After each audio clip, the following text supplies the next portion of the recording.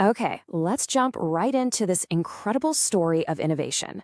It all starts with a huge problem that millions of people face every single day. It's a story about a community, a really tough challenge, and a brilliant solution that was found in, of all places, the sea itself. Just think about that for a second. What if, when the sun goes down, your day is just over? Work stops, kids can't do their homework, your connection to the rest of the world gets cut off. Now, for many of us, that's just a thought experiment, but it's the daily reality for 840 million people around the globe who live without any access to electricity. And to really see what this looks like, we're going to the La Guajira Peninsula. It's this remote region that stretches between Colombia and Venezuela, and it's home to the Wayuu people. They're an indigenous community that's lived there for centuries, but they have extremely limited access to the electrical grid. So, without electricity, life after sunset just stops. You can see it right here. Fishermen can't go out on the water. Talented artisans can't finish the crafts they need to sell to make a living. And kids, they're forced to study by the dim, flickering, and frankly dangerous light of a candle. It's this cycle that holds back both opportunity and safety. But here's the really fascinating part. The solution wasn't about waiting for the grid to finally arrive, or even looking to the sky for solar power. The answer was right there at their shores, in the huge, powerful expanse of the Caribbean Sea. This is where things get really interesting. A renewable energy startup called Edina, working with the marketing agency Wunderman Thompson Columbia, had this brilliant idea. They looked at the Wayuu's most abundant resource, saltwater, and created a device called the WaterLight. So how in the world does this thing actually work? Well, it isn't some super complex high-tech gadget. It's actually just clever, simple chemistry. The WaterLight is this self-contained lantern that literally generates its own power using nothing more than a little bit of salt water. And the process itself just shows you how elegant this solution is. You just fill the device with about 2 cups of salt water. That's it. Instantly, the electrolytes in the water react with these internal magnesium plates, and poof, you've got electricity.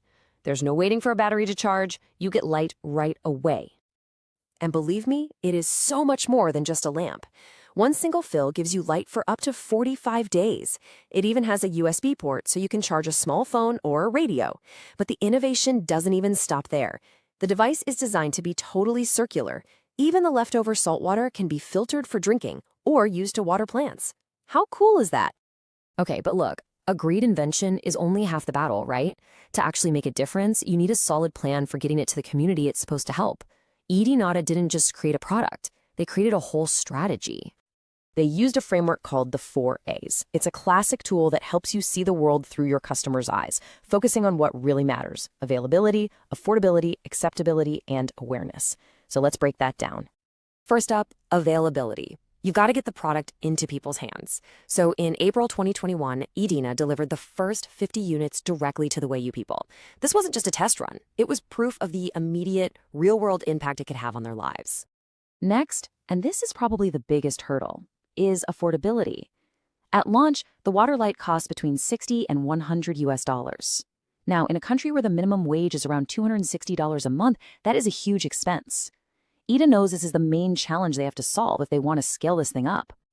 Then you've got acceptability, and this is so key to building a real connection.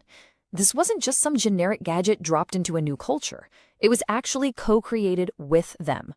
The wooden casing features traditional Wayuu patterns, and the carrying strap was woven by local craftswomen. It makes the light truly a piece of their own culture. And finally, awareness. Edina worked with nonprofits and government agencies to get the word out. And on social media, they weren't just trying to sell a product. They were telling the human stories of how this light was empowering fishermen to earn more and helping students study safely. So the success with the Wayuu tribe was this amazing proof of concept. But honestly, it was just the beginning. The problem that WaterLight solves isn't local, it's global. As we said before, that number is 840 million people. To put that into perspective, that is more than double the entire population of the United States. It is a massive challenge that needs all kinds of creative solutions, just like this one. And this map really illustrates where this technology could go next. I mean, think about it. Nations with huge coastlines but really limited energy grids. Places like Sierra Leone, Nigeria, Somalia, and Syria. For governments and NGOs working in these areas, WaterLight offers a sustainable and, importantly, an immediate option. Now, you're probably thinking, okay, but what about solar lamps? And you're right, solar is a huge piece of the renewable energy puzzle. But WaterLight has a very distinct advantage: reliability. It generates power instantly, day or night, rain or shine.